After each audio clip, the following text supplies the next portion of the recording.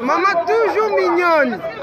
Maman lobi nini? Na présenter rabino. Oza wa kwa ni babi maman. Nazali awa boye, naza muluba. Mena ye awa boye pona olakisa peuple congolais. Kabila temta ko kabola biso. Kabila temta ko kabola biso. Ingeta. Kozali ba moko bana tata moko mama moko. Tshisekedi zonga sima koma moto. Kotala mbongo te. Mboka na biso za na mbongo. Epa yokei. Okena nzela mokuse. Alléluia. Yo komi président. Alors la suba kleno bakangi. Yo siko musano ni. Yo za marionnette boto sani.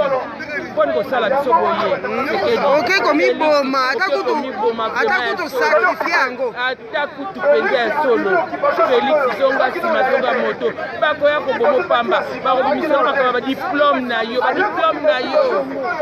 Kaba otinda manette nationale. Tant ko vando banokani ko zo regretter. Komo yo sali ko pesi okera merci. Mais ba ke soto za baluba. Alléluia. Ingeta balobi. Mama. Fayuliste. Olobini. Mama. Wana besoin ko mais j'étais dans le côté pour la moulouba. Pour la mabele na biso, pour la promo na biso. Il fallait pas trahir biso. Mais non, coupi c'est ngana baye parce que ici Kabila. Avant ça que Kabila boni si bata. Moi na 2 ans maman na zo kufa. Ensuite maman na zo kufa na beni. Na Kasai ba bomi basi ba violer maman moi na zo lala na Kasai ko excuse-moi pour la terre. Zo mona azo moi na maman na ye. Mais comment on a se célébrer? Mais non, on est pas venu te dire moi ça et alors que les gens on a besoin de la vie c'est tout hein. Chef d'état-major va bombarder. Général Baouma Mbaba, Babomi à prison na Uganda. Babomi batie na charge ba ici la Kinshasa. Ezali Museveni wana. Mais qui nous va faire pour organiser une photo? Ça me connaît na ye. C'est pas une cabine ya ko ko président. Basali ba bolole. Maman ba luba te. Peuple nous a voté pour une bataille, c'est tout. Moulouba congolais, aza rwandais te. Aza congolais, aza rwandais te. Ah oui. Sentiment Tanzanie. Sentiment to ko kabola pa bongo te. Kila ni Tanzanie. Amen.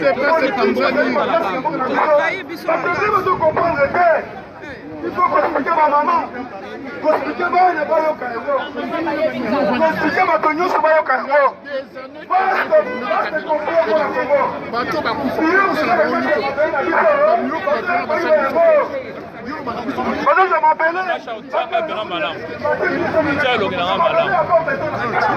nazosenga na bakombatant nyonso tu oyo bazali koboya bemba ya kosala mitingi awa alobi aza traite biso tobandi makambo na yero itela kala lelo bino moko kongole bomoni banani baza batraite ondimi yango lelo bomoni yango ntango bato bazali koloba bookondima te boketi aloba o ye azalaka monoko mabe azalaka boaloba bambasolo lelo mobaki amandi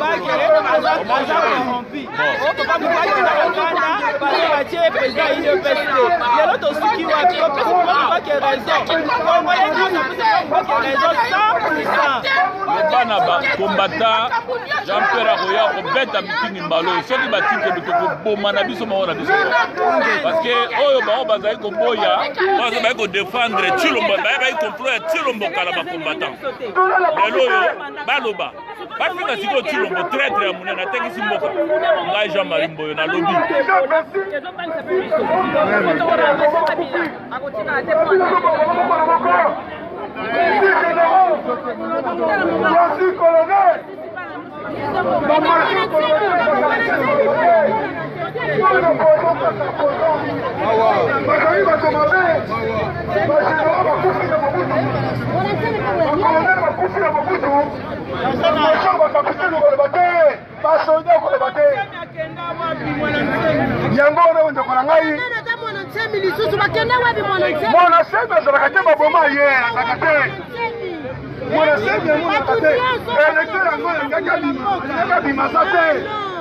monasema kufa mutakokontinue ya kotuna azali te bazali kobanga monasema azali wapi soko omeki kotuna monasema bakati yo moto na butu bakokata yo moto na barwandais base na bango ezali kuna na ikole koleka kuna bazamba kuna batia baka bakobaka na butu kuna ezali traîtrise akaboli peuple congolais eza question ya ekolo te tozolobela Félix baluba bazali bandeko na biso bazali bacongolais bazali kutu na kati ya centre ya Congo donc biso nyonso tozali famille moko mais Tshisekedi oza na memi ye okosala eloko moko te mpo opesi pouvoir iva régner okorégner na okogouverner te bakoya kobonga na butu tosali de transition baye na butu na bamashani bakati Maman, comment on a bisonné pour la makambo eleki? Bah, tout ce que je peux dire, franchement, c'est vraiment regrettable. C'est triste pour nous les Congolais, un grand pays comme le Congo aujourd'hui, franchement, sous l'occupation. Congolais, lève-toi, Congolais, la Mouka, l'heure est grave, la Mouka, c'est tout ce que je peux dire, la Mouka.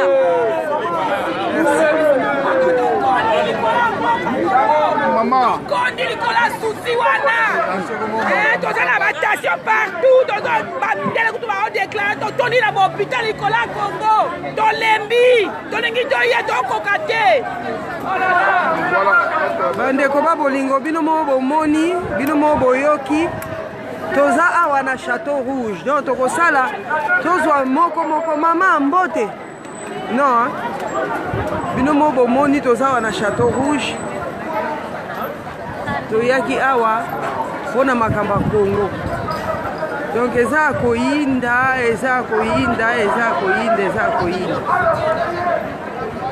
Batu balembi bakongole balembi.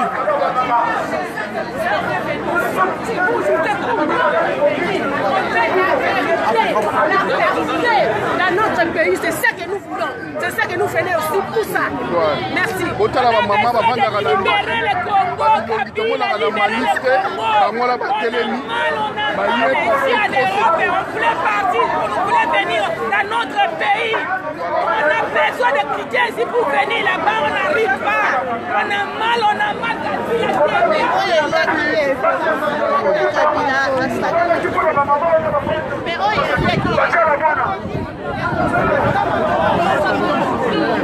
Bonjour papa la Mouka.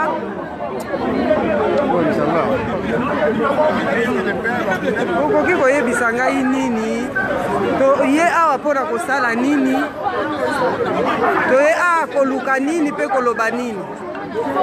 Toye awa pour rétablir vérité, pour expliquer vérité des urnes. Na bande ko na biso ya mindele ya monde entier puisque coin o tozali eza ko moko africaine. Comme eza ko moko africaine, Château Rouge ba Gabonais, ba africain tout bayakawa, to ko expliquer bango ke il y a eu élection Congo, la vérité des urnes, dictature à Kabila et détournango babimisi celui qui a été battu comme élu.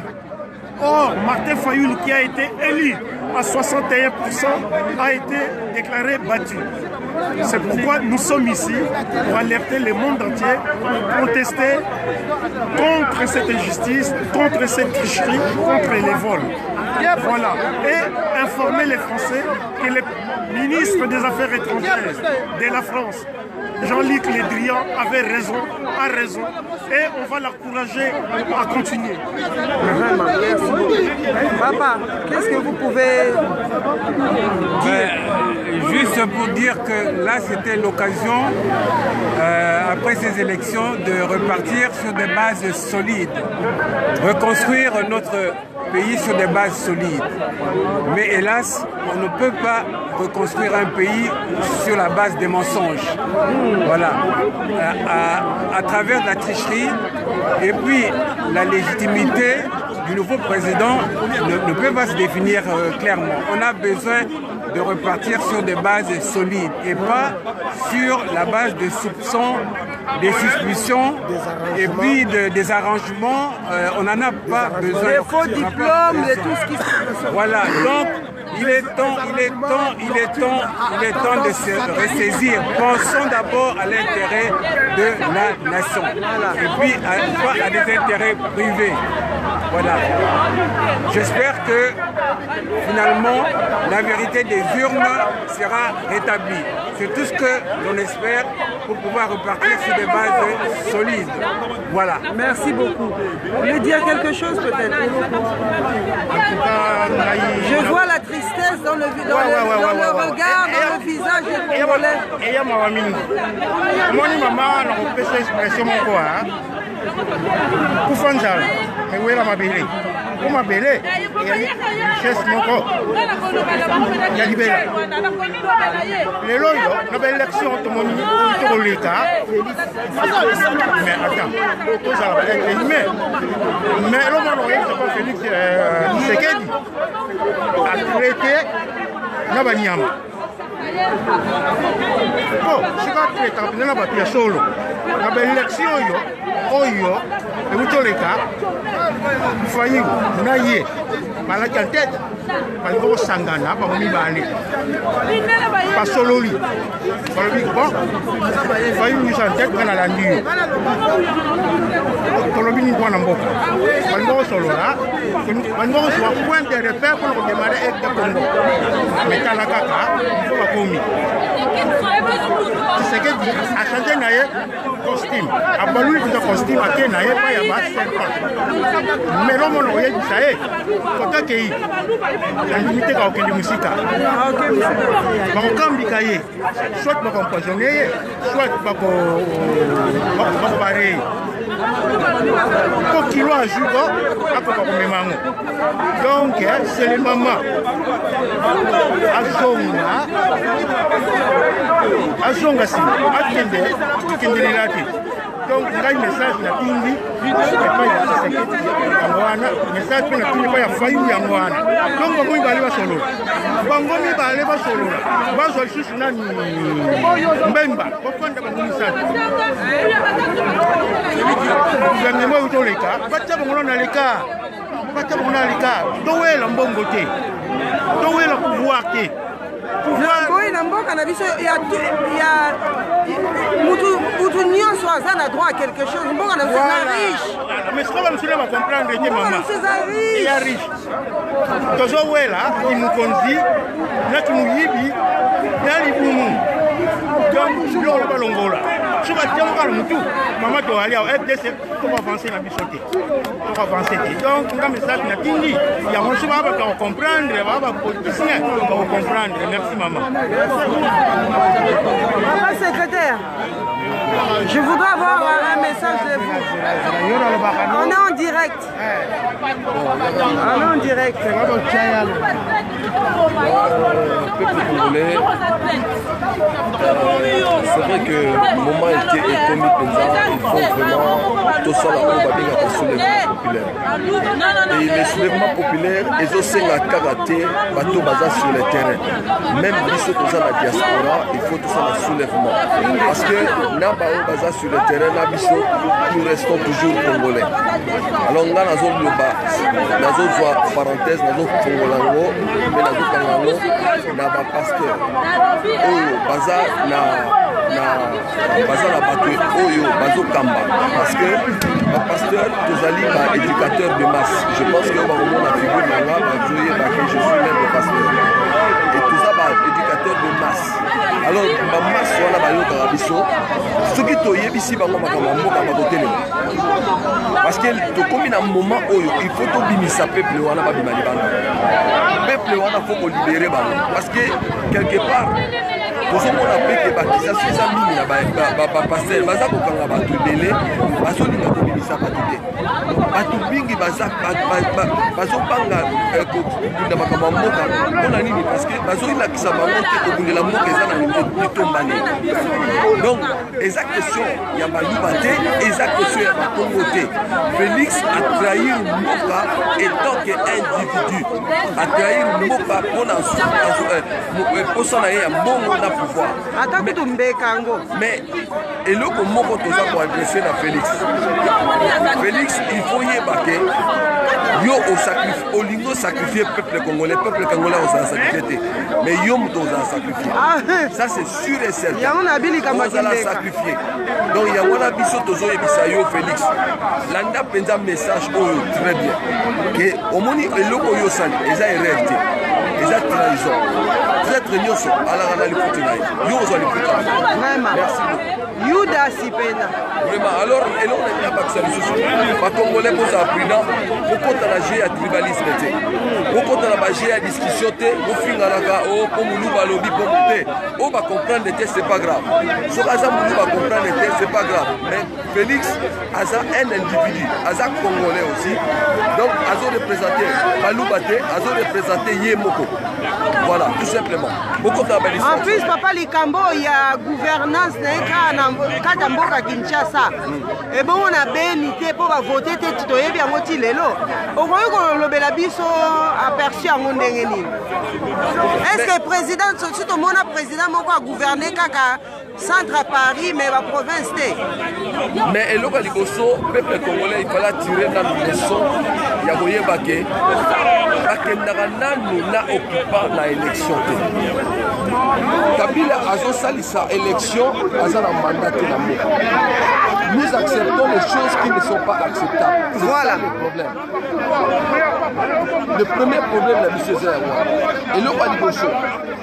Le Boka qui faut accepter dans l'élection, il faut, surtout que l'élection, il fallait être à la 100 Kabila. Alors, pour preuve, voilà que ça dit choqué. Azo Sakana, Azo Liga Sakana, au moins que Asali c'est une élection où il ne s'en jamais dans mon et puis nous acceptons. Alors, quand nous sommes acceptants, et nous le baquet, jusque-là, Azo comprendre que plus on a comprendre de ma généralité. Si vous papa na yoko lobby papa bolimbisi, o lobby oza mosai na Nzambe. Mingi balobi mado shako, o Nzambe asa pesa biso. Mingi balobi to tozolelela Nzambe, mingi balobi mais par ya Nzambe na kata makambo yo papa ezali nini. Nangina lobelo ko moko. Moni ba tikola ba David. Ba David bazaki ba point ya Nzambe. Nzambe pena muto atinda ba point grillé. Mais David dans mona ki ke Goliath alingaki a manipuler le peuple na bango. David a tendai ko mundana Goliath. Alléluia. Alors David a zalaki serviteur ya Nzambe. Amen. Et ça la biso ba serviteur ya Nzambe ko na sa peuple. Et bisa na bango ke na éducation ya religion eza mpe na éducation politique na kati. Cela veut dire que makambo ya mboka même ndenge toza boye ato ozosambela ndenge nini yebaka ke nzambe apesa yo atu po yo moko tobundela yango ingeta nzambe apesa biso makasi apesi biso mayele makambo nyonso nzambe apesa biso eza po tose défendre nango.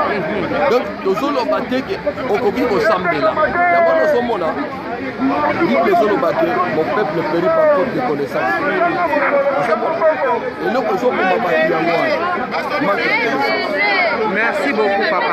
kaka nazotelebisa yo ndeko nanga pasteur eza na moma oyo tozali enseigné na kati église yebisa bandeko oba toza bakongole tobima libanda sino tokosenga nzambe tokozwaka jamais eloko te apo lobi nzambe alingaka ngai te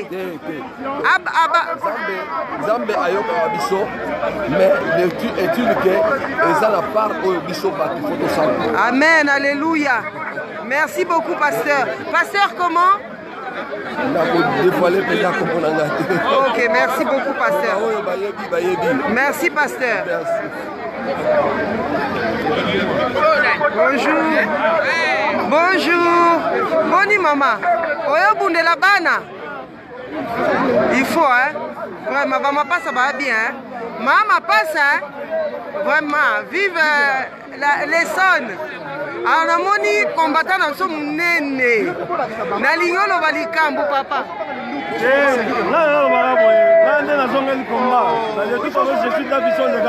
Davinson. Papa yebisa biso yeko sala nini awa?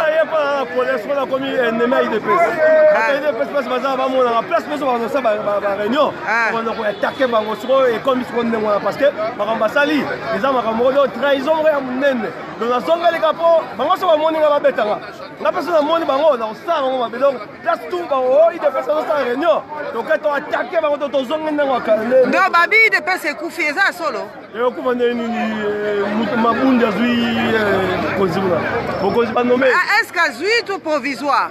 Provisoire, en 2006, elle est en 2011, elle est en 2018, ils sont nés à Pogné.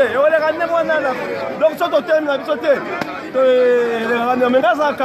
Mais Nandimi, tu as quelque chose. Merci, combattant Davinson. Merci, papa.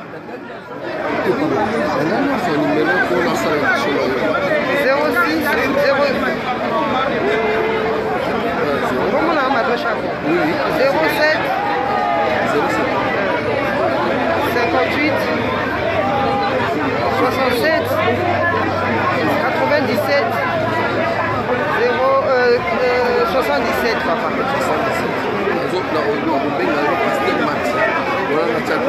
Il n'y a pas de souci, on s'est fait la mise. Mardi, elle va vendredi prochain. Et là, il y a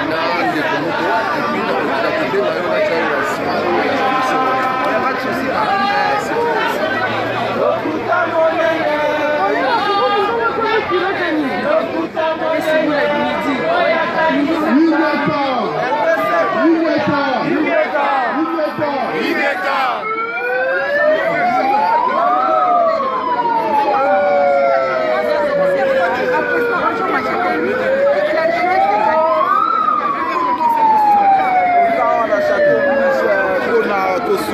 Bayabi Yemoko Yvonne, mwana Martin Fayulu, pas mal lobana aperçu na yo ezanini.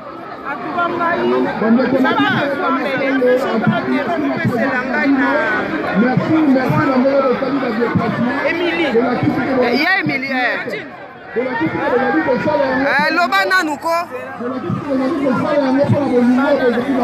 Maman Zokere Mbote mama Boni mama Olobi nini Naloba nini mama Naloba ke président wana azali provisoire Le kombo nanga na lingi yango makasi provisoire wana il faut boyeba ke eza na likambo moko eza na sima ya mutu wa Kabila makambo oyo ya diplôme faux diplôme bobima makambo ya beni esala Alléluia. ye moko akozonga na pouvoir soki bozokomprendre te baluba babini avant babini avant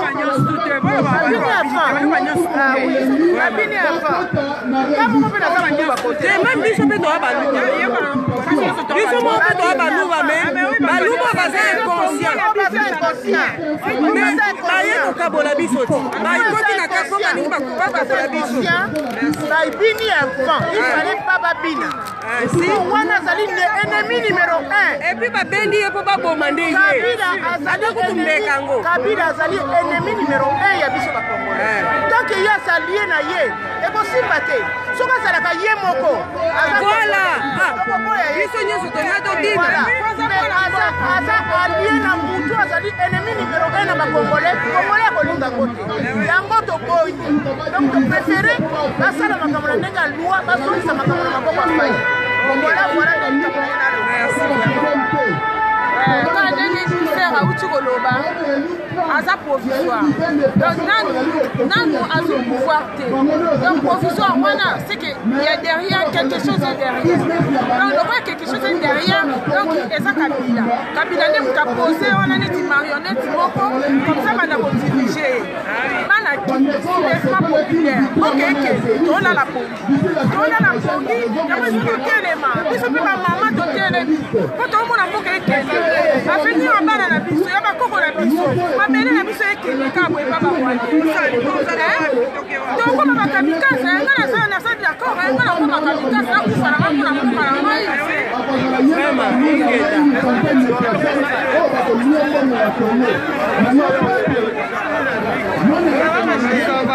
Vous allez bien?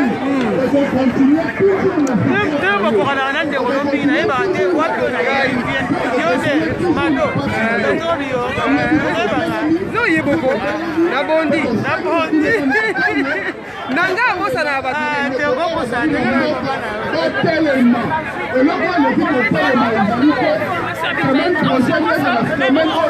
déterminant qu'on a venu à Moka na biso. Martin Fayulu a voté en audience de fois mardi mercredi, mais très pouvoir en place à cela qui ignore surtout et a tout prévu pour que même ceux qui vont un recours dans le cours constitutionnel, vous voyez l'autre mon côté. Et pour la biso, la ligue au sein de la devoir pour respecter la procédure surtout. Dans mon tour, la biso, à partir de jeudi, et la déclaration au peuple comme Malibana pour défendre ma belle à Congo. Toko Pima, Toko Punda, Toko Bomana, Toko Bomana. Bandekonanga i peuple azali kokufa na eloko nyonso tu na nzala na maladi na eloko nyonso ndenge tozali wana soki ovandi eloko eza te soki ovandi eloko eza te soki mpo bimi eloko ezali te yo peuple congolais yaka bima telema mpo na venir na yo on a fait souffrir, tu souffrir mingi bandeko na ngai, tu souffrir mingi, tu accepter ba makambu nyonso tout. Ata ba lobaka na mutu a se résilier, mais ya biso eleki. Trop c'est trop. Nzala, maladie, passe, parce que voilà les êtres mères comme les habitants locaux exactés. Pourtant, ce sont les pays les plus riches du monde.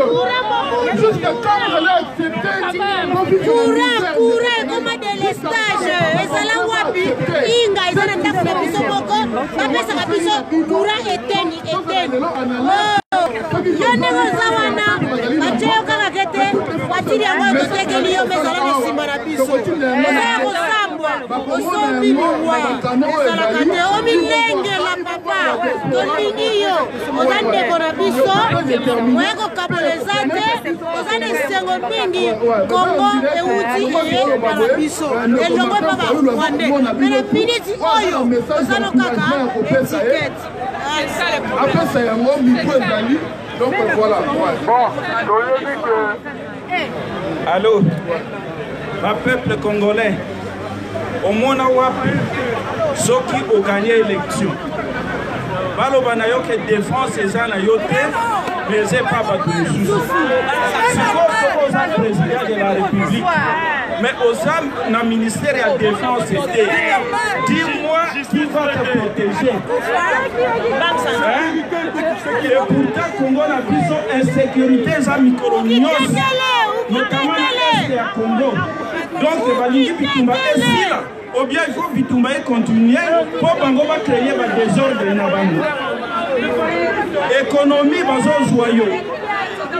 Depuis 5 ans, parce que le président a dirigé Nili. Waneli Kolobete Kabila a dirigé toujours sous police. Et en plus, Ebele Abatunyoso Bakufi Namboka Nabiso. Tim Koloyalelo. Il nous demande de rendre hommage au président Kabila. Ça, ce n'est pas insulter les Congolais. Insulter. Ce sont des injures. Plus même qu'injures. Au père de Bandekonayo. Mais les lobes, il faut rendre hommage. Et puis, Asseni peut pardonner. Abomi Batou. Va violer Batou. Va violer Bassi. Voire même pas n'amitié, va violer Batou. Mais les lois, ils ont commis que le bateau rendre hommage. Yanini. Si on va dire que c'est le système Mokoboé, Congolais Yoka, Soki Tshisekedi Yaza président, ça veut dire que le premier ministre a Kobima Nangambo ya Kabila. Est-ce que vous Yoka? Premier ministre a Kobima na FCC. Qui est président, premier ministre a mis la FCC, donc il va dire la cohabitation. Bah oui, c'est déjà dit. C'est la cohabitation, Tolingi Angote. Congolais Telema. Congolais Lamouka. Est-ce que vous avez vu déjà que vous m'avez dit?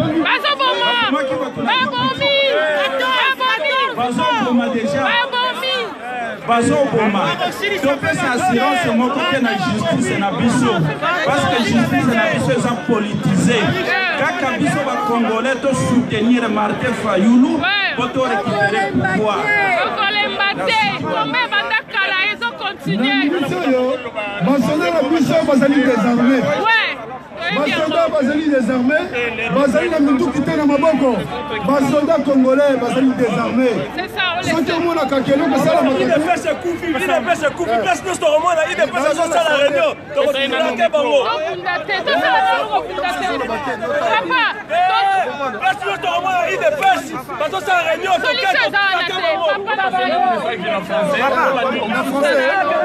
Papa, alors en français pour Europe Yoga, mwana bango basali réunion tokopanza bango ekubi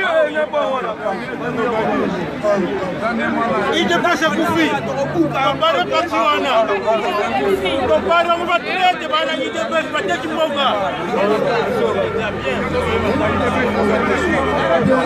Peuple congolais ingeta. Peuple congolais ingeta. Est-ce que les Congolais vous êtes là? Est-ce que les Congolais vous êtes là? Est-ce que les conseillers vous êtes là? Est-ce que les gens de Bandundu Congo vous êtes là? Je cherche les gens de Katanga, ils sont là? Mampangi Yamounu, Bozali wana? Bongo Bandeko Yekwete, Bozali wana?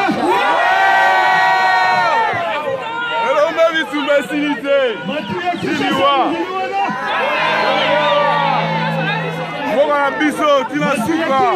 Bozali wana?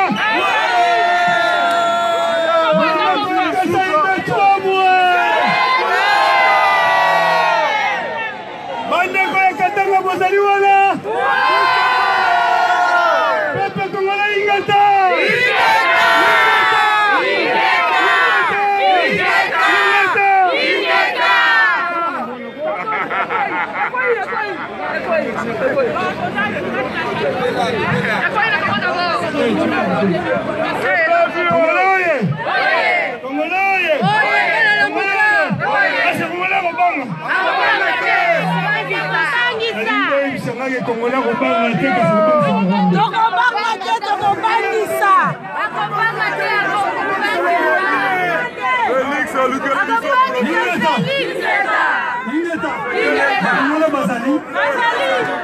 Congolais, on a envie de Congolais à Grand Congo.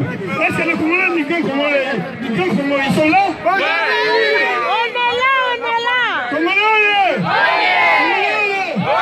la France, la Belgique, l'Angleterre, la Pologne, l'Allemagne, le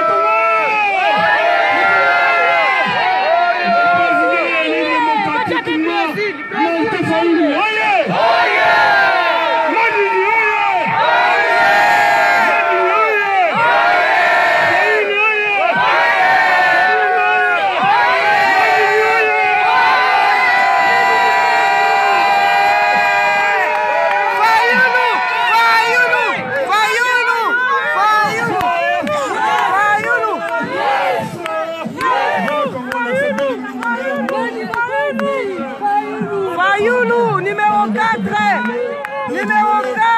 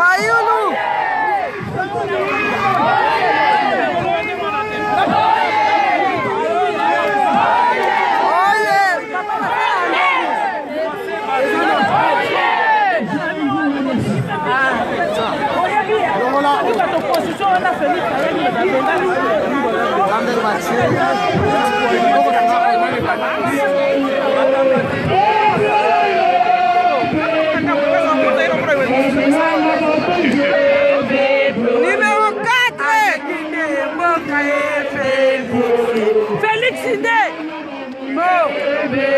Félix Adeki Bokaye, Félix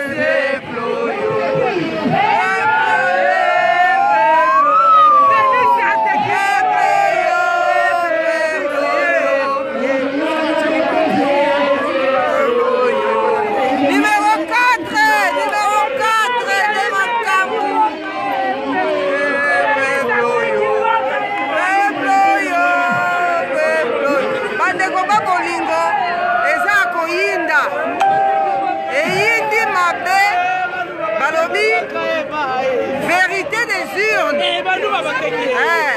Nous savons qu'il a été voté à plus de 80% dans toutes les urnes de la RDC. Numéro 4 de Makambo.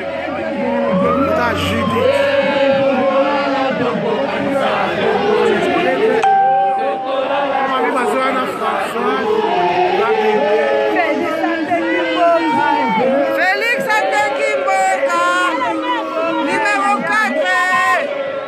Amité qui paye moko, Félix, amité qui paye moko. Attends nous me kango.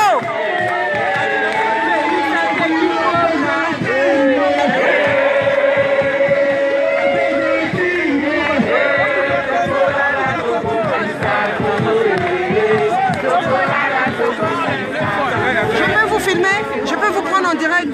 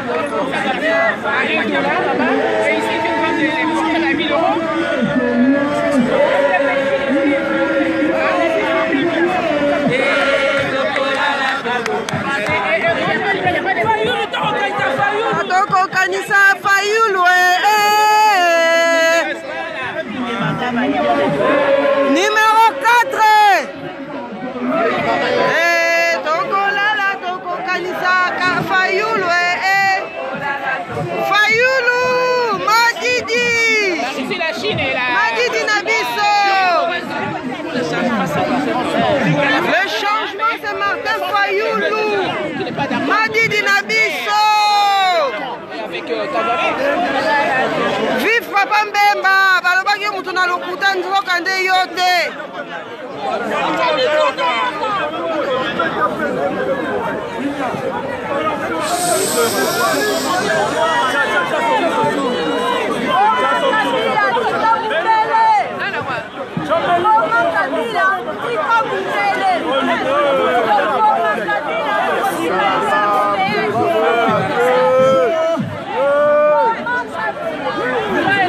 Bandeko ba bolingo Congolais tomboki.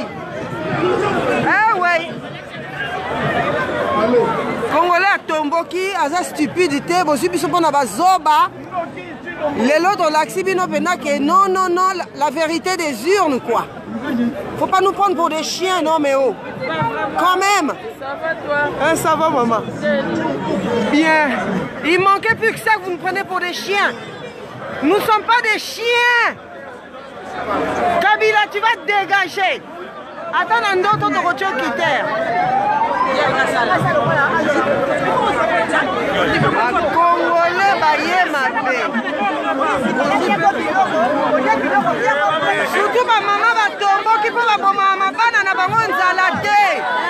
Eh, ma maman va bomba bana nzala te.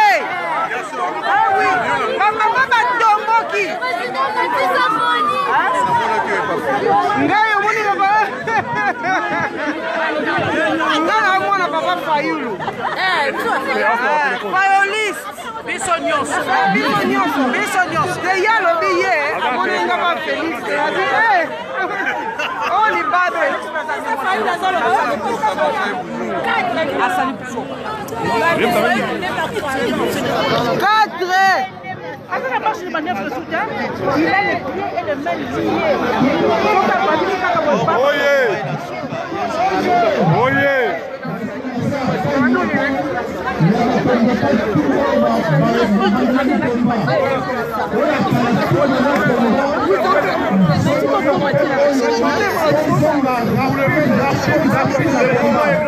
Alors, tous les samedis,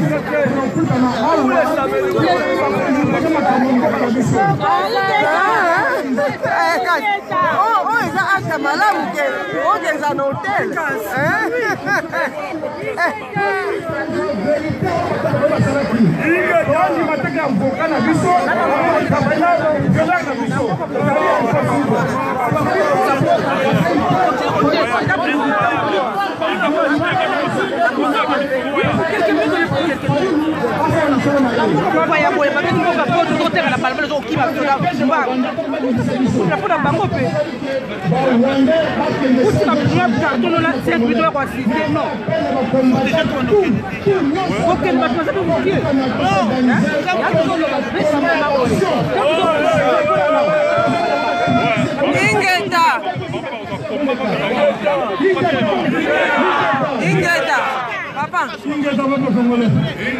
Ingeta, Ingeta. L'hymne national, après l'hymne national,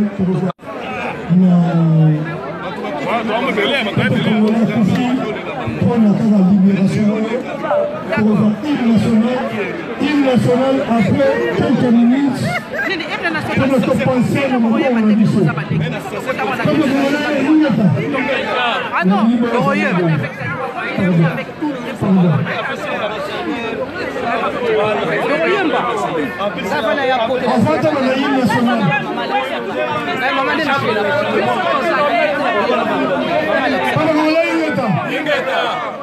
Ingeta. Est-ce que vous êtes là?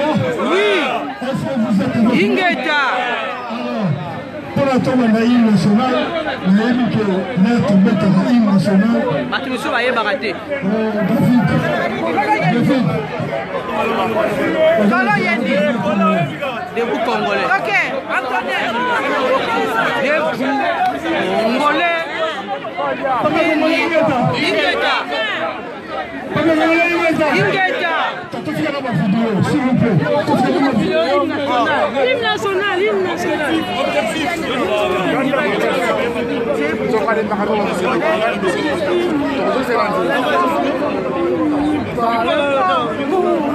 Dépendance.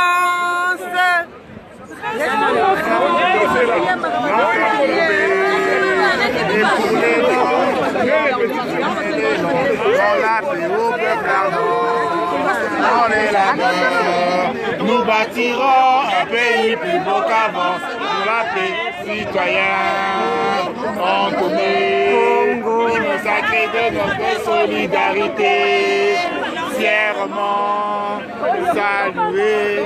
C'est un peu ça. Nous voulons un été pour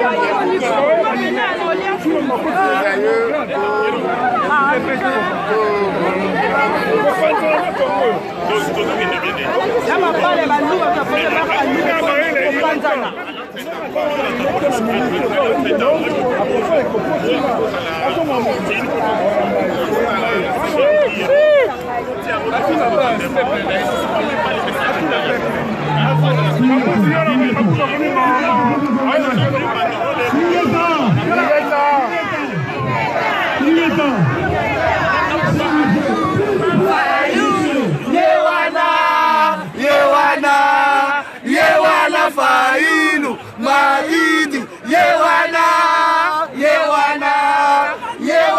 Failu Malida Yewana Failu Kajuda Yewana Failu Yewana Faiulu, Yewana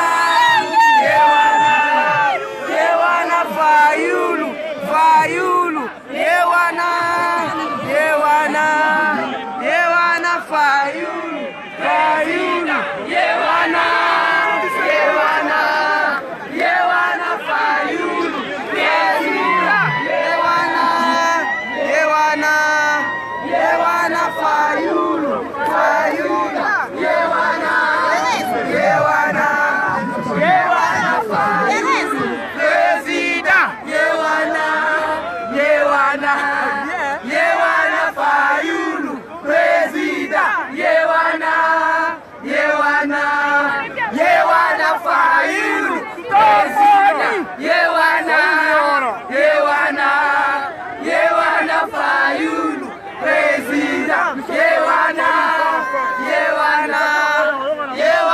Faiulu,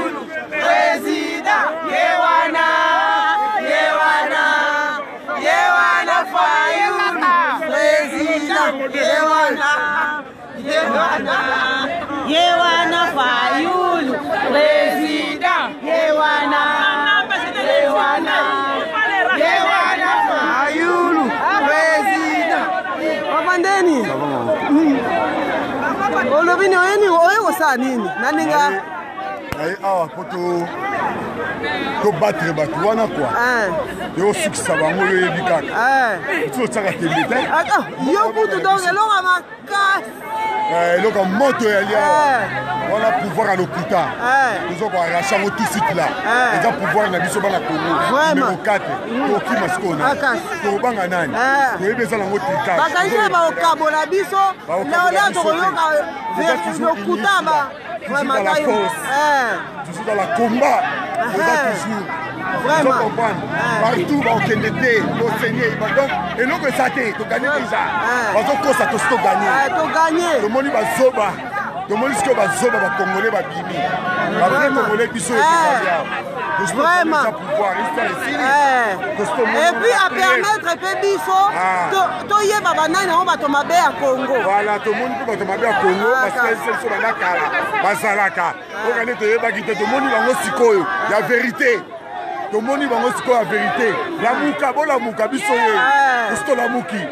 Alors, Ingeta. Vraiment. Merci. Merci.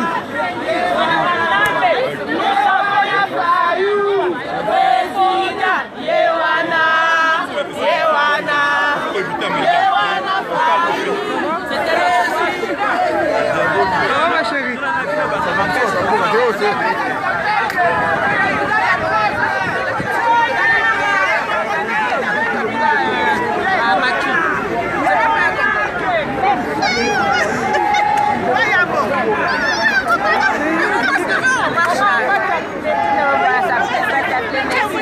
Mamoutoka. Bonjour maman. Tu vas léguer tellement dans le luka, on a vu maman le bâtiment loco. koexplike baoya yo boye kosala nini awa Achère olingi lokolo tozali awa tolingi message eleka bakolo mboka bayoka bakolo France bayoka pourquoi nous sommes là bazotala biso alors bayokaka monoko na bango olingi naloba na monoko na bango loba na monoko na bango mama. Alors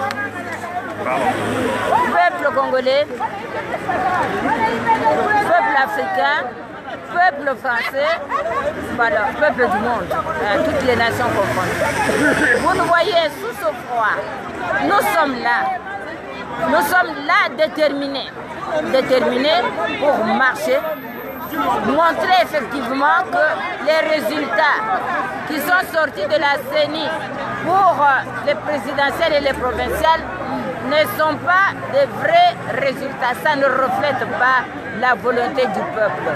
Le peuple a choisi Martin Fayoulou. Ouais. Et maintenant, disons une personne, Félix Tshilombo Tshisekedi,